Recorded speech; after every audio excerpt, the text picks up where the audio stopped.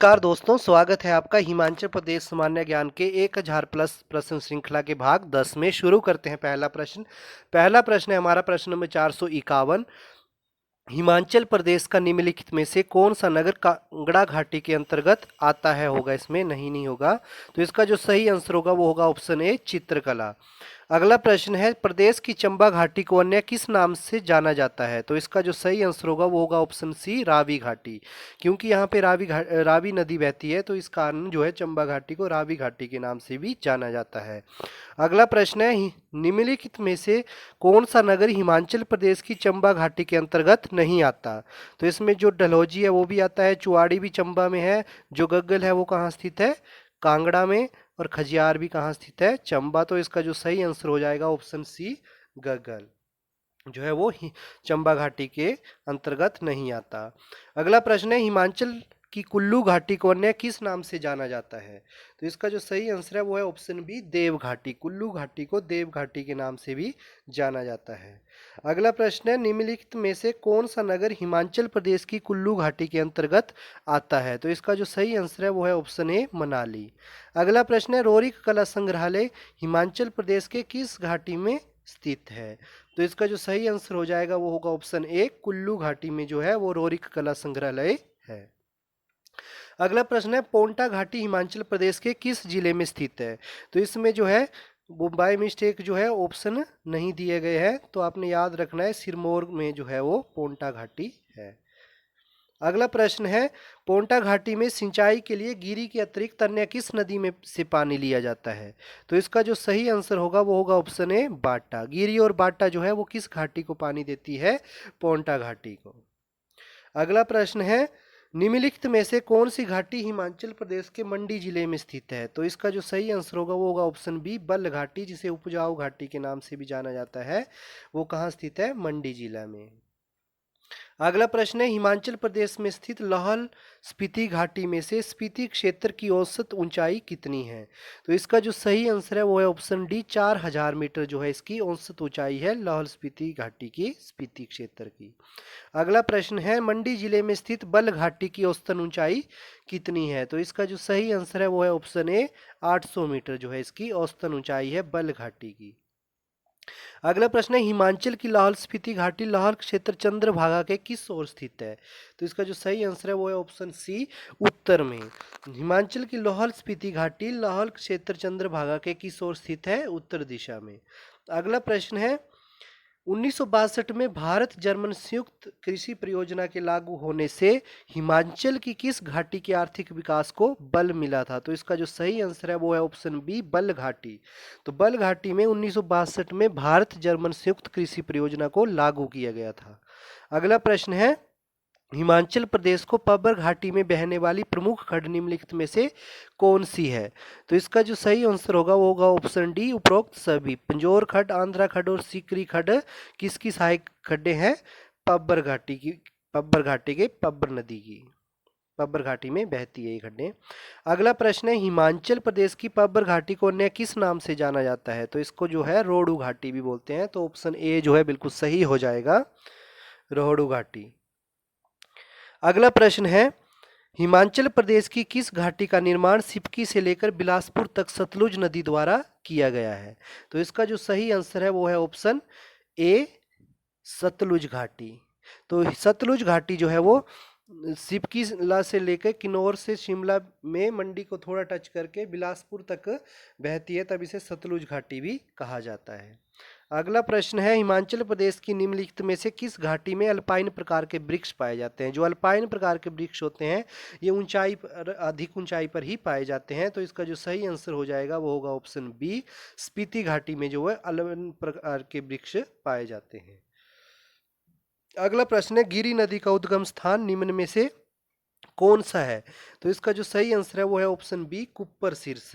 Cooper चोटी जो है वो गिरी नदी का उद्गम स्थल है। गिरी नदी कहाँ से निकलती है? कुप्पर चोटी से। अगला प्रश्न है, हिमाचल प्रदेश की सबसे विस्तृत नदी कौन सी है? तो इसका जो सही आंसर है वो है ऑप्शन डी, सतलुज। हिमाचल प्रदेश की सबसे लंबी नदी कौन है? सतलुज नदी। अगला प्रश्न है, ब्यास नदी के उद्गम स्थान का नाम क्या है? तो इसका जो सही आंसर है वो है ऑप्शन ए, ब्यास कुंड। ब्यास कुंड से जो है ब्यास नदी निकलती है रोहतांग दर्रे से। अगला प्रश्न है, पार्वती किस नदी की गौण नदी है, मतलब सहायक नदी है? तो इसका जो सही आंसर है वो है ऑप्शन बी, पार्वती नदी जो है वो ब्यास नदी की सहायक नदी है। ये भी जिला कुल्लू से निकलती है और पार्वती नदी के किनारे क्या है, मणिकर्ण नाम गर्म पानी का झरना भी है वहां पे स्थित।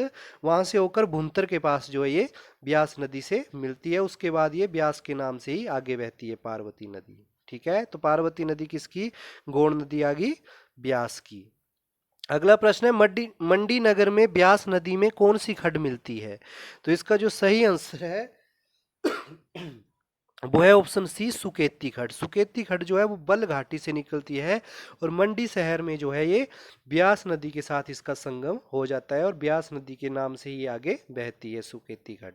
अगला प्रश्न है, गिरी नदी का उद्गम स्थान किस जिले में है?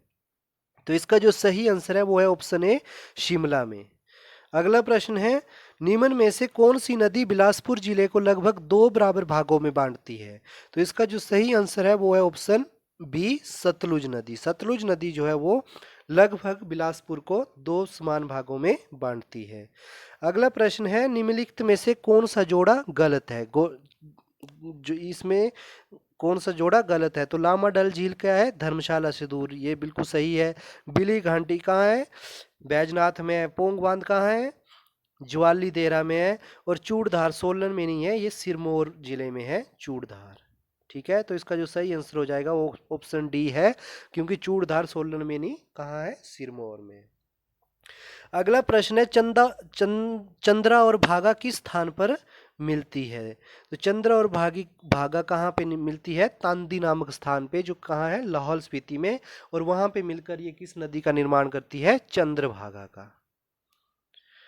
अगला प्रश्न है, सतलुज नदी तिब्बत से हिमाचल प्रदेश के किस जिले में प्रवेश करती है? तो इसका जो सही आंसर है वो है ऑप्शन ए, किन्नौर से। किन्नौर से सिपकिला दर्रे से जो है ये सतलुज नदी किन्नौर जिला में सबसे पहले प्रवेश करती है। उसके बाद शिमला से और थोड़ा मंडी को डिस्ट्रिक्ट को टच करके बिलासपुर जिले में बहती हुई ये पंजाब में प्रवेश कर देती है। अगला प्रश्न है, चंबा किस नदी के किनारे अवस्थित है? तो इसका जो सही आंसर है वो है ऑप्शन डी, रावी। तो चंबा की जो मुख्य नदी है वो रावी नदी है और चंबा किस नदी के किनारे स्थित है? तो रावी नदी के किनारे। अगला प्रश्न है, रावी नदी हिमाचल प्रदेश के किस जिले से पंजाब में प्रवेश करती है? तो इसका जो सही आंसर होगा वो होगा ऑप्शन डी, चंबा से जो है ये फिर हिमाचल प्रदेश को छोड़ देती है और पंजाब में प्रवेश करती है। अगला प्रश्न है, हाथीधार किस जिले में स्थित है? तो इसका जो सही आंसर है वो है ऑप्शन ए, चंबा में। हाथीधार किस जिले में स्थित है? चंबा जिले में। अगला प्रश्न है, झील एवं ऊंचाइयों से संबंध निम्न में से जोड़े का गलत जोड़ा ढूंढना है कि झील की ऊंचाइयां दी हुई है। तो इसका जो सही आंसर होगा वो होगा ऑप्शन ए, डल झील की जो ऊंचाई है वो 5321 मीटर नहीं है। मनी महेश जो है 3950 मीटर है। मनी महेश झील की ऊंचाई कितनी है? 3950 मीटर। ये बड़ी बार प्रश्न आता है। तो करेरी झील कितनी ऊंचाई पर स्थित है? 3048 मीटर। और महाकाली झील 3657 मीटर की ऊंचाई पर स्थित है। अगला प्रश्न है, यमुना नदी का पौराणिक संबंध किस देवता से जोड़ा जाता है? तो इसका जो सही आंसर है वो है ऑप्शन सी, सूर्य देवता को समर्पित है यमुना नदी का पौराणिक संबंध। अगला प्रश्न है, हिमाचल प्रदेश को उत्तराखंड की पूर्वी सीमा कौन सी नदी बनाती है? तो इसका जो सही आंसर है वो है ऑप्शन ए, यमुना नदी।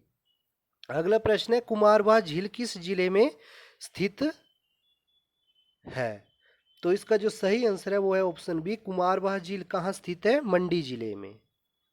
अगला प्रश्न है, सतलुज नदी का उद्गम कहाँ से होता है? तो इसका जो उद्गम स्थल होता है वो होता है ऑप्शन ए, मानसरोवर झील, जो कहाँ स्थित है? तिब्बत में। और ये एकमात्र ऐसी नदी है हिमाचल प्रदेश की जिसका जो उद्गम स्थल है वो भारत से बाहर है। अगला प्रश्न है, बिनवा किस नदी की सहायक एवं गौण नदी है? बिनवा नदी बैजनाथ के पास से बहती है।